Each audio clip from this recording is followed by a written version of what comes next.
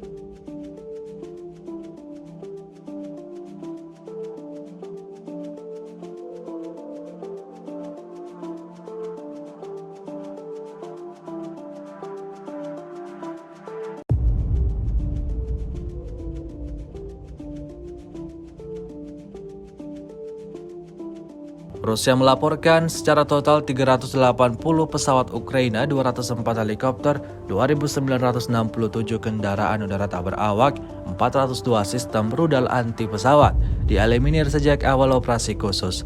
Sedangkan dari kubu Kiev, Kementerian Pertahanan Ukraina melaporkan 850 tentara Rusia dieliminir dalam sehari terakhir. Total 124.710 prajurit Rusia meninggal sejak awal konflik hingga hari ke-339.